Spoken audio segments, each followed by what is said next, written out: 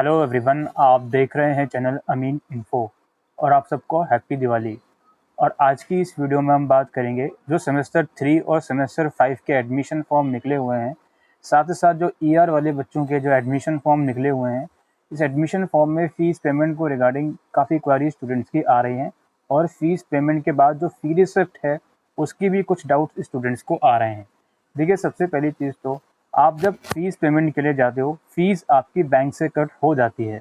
तो कट हो जाने के बाद आपको पेज को लॉग आउट कर देना है, बल्कि पेज अपने आप ही लॉग आउट हो जाता है आपका जब आपकी फ़ीस ये बैंक अकाउंट से कट जाती है। तो अब जब आपका पेज लॉग आउट हो गया, उसके 2-3 घंटे के बाद आप दोबारा से लॉगिन कीजिए। लॉगिन करने के बाद सबसे पहले आप माय अकाउंट वाले टैब में जाके फ़ी रिसिप्ट के सेक्शन में जाइए और वहाँ चेक कीजिए कि आपकी फ़ी रिसिप्ट आई है या नहीं। अगर आपकी फ़ी रिसिप्ट नहीं आई तो आपको और वेट करना होगा कम से कम 24 से 48 घंटे का। अगर इतने वेट करने के बाद भी आपकी फ़ी रिसिप्ट नहीं आती तो आपको दोबारा से पेमेंट करनी होगी और जो प्रीवियस पेमेंट जो आपकी कट हुई है वो आपके बैंक अकाउंट में रिफ़ंड कर दी जाएगी। 5 से 7 वर्किंग डेज़ जनरली लगते हैं इस रिफ़ंड के प्रोसेस में। अगर रिफ़ंड तब भी नहीं आता तो आपको या तो एसओएल से कॉन्टैक्ट करना पड़ेगा या फिर अपने बैंक जाके बातचीत करनी पड़ेगी। तो ये तरीका है फ़ी रिसिप्ट को देखने का। अब काफ़ी स्टूडेंट करते क्या हैं कि जब वो फ़ीस पेमेंट के लिए जाते हैं तो इमीडिएटली परेशानी क्रिएट कर देते हैं कि उनकी फ़ी रिसिप्ट जनरेट नहीं हुई। बल्कि सच्चाई ये है कि अगले 3 से 4 घंटे के बाद मैक्सिमम टाइम में फ़ी रिसिप्ट जनरेट हो जाती है। तो एक तो फ़ी रिसिप्ट की क्वेरी जो स्टूडेंट्स की आ रही थी कि फ़ीस पेमेंट में दिक्कत आ रही है, तो उसका सॉल्यूशन सिर्फ यही है। अब इसके अलावा काफ़ी स्टूडेंट को दिक्कत ये आ रही है कि जब भी पेमेंट के लिए जाते हैं तो वहाँ पर एक पॉपअप विंडो शो होती है कि your last payment is active, wait for या तो 120 मिनट या 180 minute something like that show होता है। अब वो बच्चे वेट कर लेते हैं उतने मिनट का, वेट करने के बाद दोबारा से लॉगिन करते हैं तो भी वो प्रॉब्लम कंटिन्यू रहती है और बैंक से पैसे भी नहीं कटे। तो ऐसी सिचुएशन में क्या करा जाए?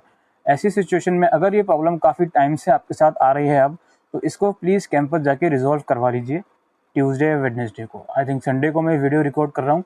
13 तारीख को कैंपस खुलेगा ज़रूर, कुछ काम वहाँ पर होगा। आई थिंक फ़ी रिसिप्ट वाला भी काम हो जाएगा, तो 13 तारीख को भी आप जा सकती हो। अदरवाइज़ ट्यूसडे को जाओगे तो 101% आपका काम हो जाएगा।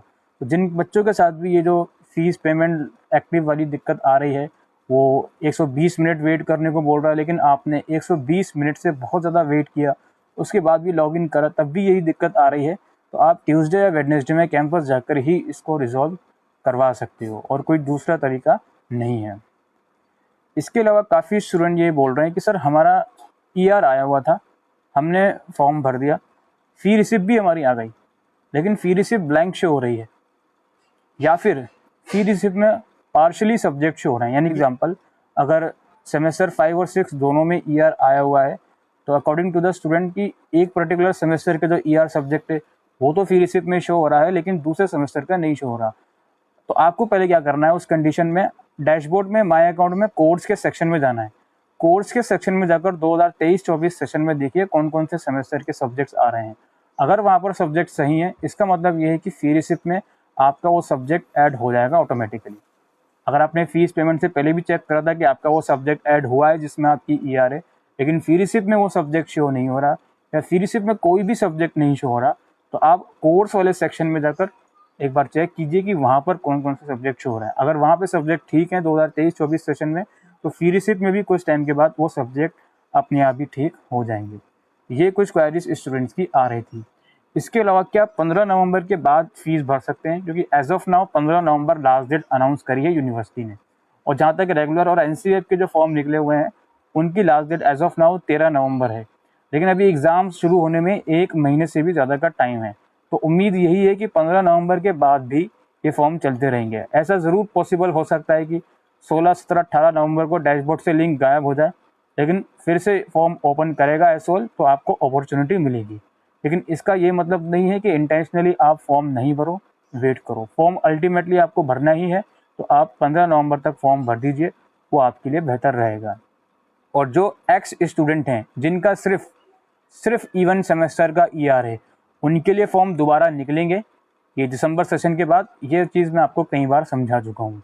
और इसके अलावा जो भी बच्चे रिवोल्यूशन या आरए के रिजल्ट में अटके हुए हैं, अगर वो फॉर्म भर देते हैं और उस पर्टिकुलर सब्जेक्ट के एग्ज़ाम से एक दिन पहले भी आपका आरए या रिवोल्यूशन का रिजल्ट अपडेट हो जाता है, तो उस सब्जेक्ट को एग्ज़ाम को दोबारा देने की नीड आपको नहीं है। जो फॉर्म आपने भरा है वो कैंपस जाकर कैंसिल हो जाएगा। और स्पेशली जो इवेंट सेमेस्टर जो एक्स स्टूडेंट हैं जिनका सिर्फ इवेंट सेमेस्टर में ER है, तो उन बच्चों के पास तो टाइम है अभी, वो नेक्स्ट सेशन में भी फॉर्म भर सकते हैं।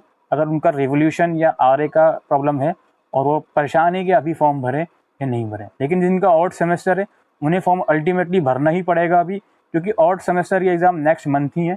और जैसे कि मैंने आपसे कहा, अगर रिजल्ट एग्ज़ाम से एक दिन पहले भी आपका रिवोल्यूशन का रिजल्ट या RA या एब्सेंट वाली प्रॉब्लम ठीक हो जाती है तो उसका एग्ज़ाम आपको दोबारा देने की ज़रूरत नहीं पड़ेगी। तो ये कुछ क्वेरीज स्टूडेंट्स की आ रही थी सेमेस्टर 3 और 5 के एडमिशन फॉर्म से रिगार्डिंग, और जो भी ER का फॉर्म है, जो भी फी रिसिप्ट का इशू है, लास्ट पेमेंट पेंडिंग का इशू है, ये सब क्वेरीज आज की इस वीडियो में हम रिजोल्व करने आए थे। अभी के लिए वीडियो में इतना ही। Thank you.